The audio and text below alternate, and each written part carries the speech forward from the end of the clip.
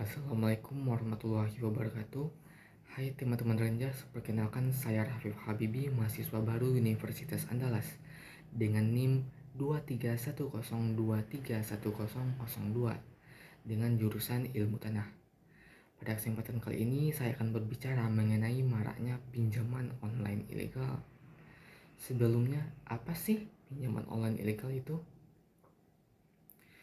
Sebelumnya, pinjaman online merupakan sebuah fasilitas pinjaman uang oleh penyedia jasa keuangan yang berbasis online, virtual, dan tidak membutuhkan jaminan atau agunan. Saya ulangi lagi, tidak membutuhkan jaminan atau agunan. Wah, beda dong dengan peminjaman uang di bank-bank biasanya. Tak heran, banyak orang yang tergiur dengan pinjaman online ini. Sebenarnya pinjaman online ini sah-sah saja, seperti pinjaman di bank-bank biasanya. Kan tetapi, kita sebagai peminjam uang harus pandai dalam memilih pinjaman online agar terhindar dari penipuan. Nah, penipuan berkedok pinjaman online ini seringkali terjadi karena pinjaman online ilegal. Pinjaman online ilegal ini tentunya ilegal ya, dengan kata lain tidak terdaftar dan tidak diawasi oleh otoritas jasa keuangan atau lebih kita kenal dengan OJK.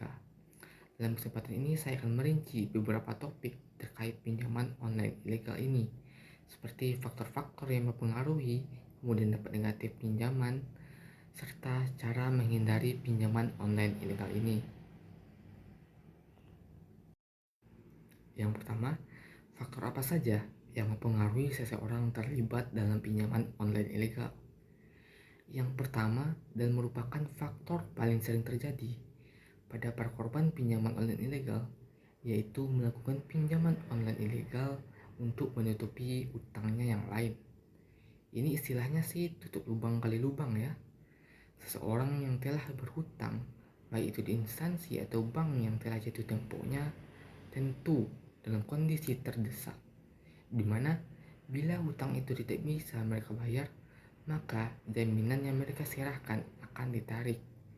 Nah, di sanalah pinjaman online ini masuk. Prosesnya mudah, cuma pakai aplikasi, gak perlu jaminan, cuma perlu masukin data diri lengkap dengan foto. Maka untuk menutupi hutang tadi, hutang lagi deh di pinjaman online.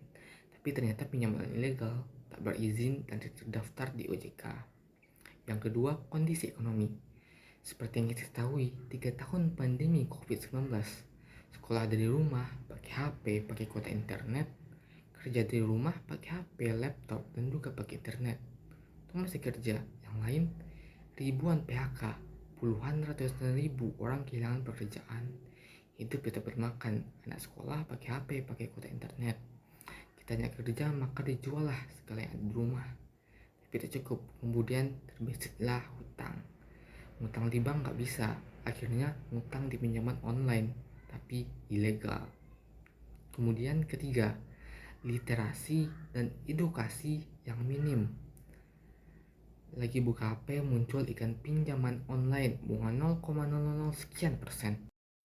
Oke, selanjutnya dampak negatif pinjaman online ilegal. Yang pertama adalah pencurian data pribadi. Karena pinjaman online tadi memerlukan data pribadi kita, lalu mereka curi. Untuk apa? Tentunya bukan untuk hal yang baik. Bisa saja mereka gunakan data pribadi yang dicuri itu untuk melakukan pinjaman dan lain sebagainya. Kemudian kedua, keluarga berantakan. Tidak punya uang tapi punya hutang.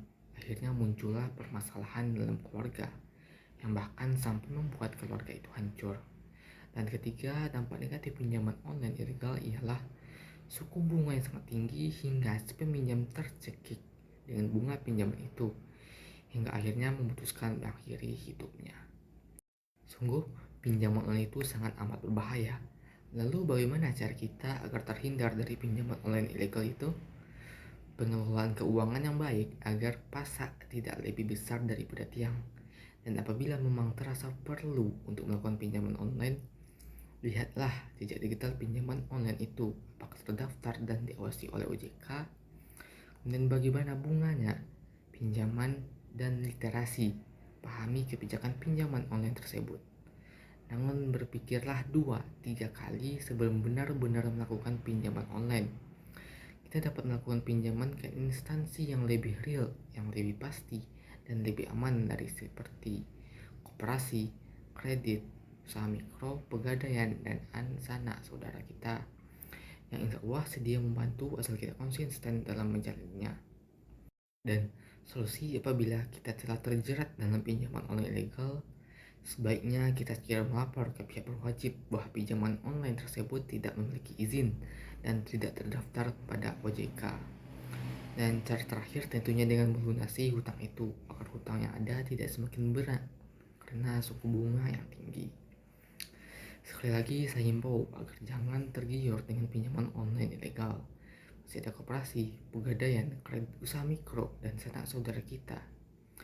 Sekian penjelasan dari saya, semoga kita semua terhindar dari pinjaman online, apalagi pinjaman online ilegal. Amin ya rabbal alamin. Wassalamualaikum warahmatullahi wabarakatuh.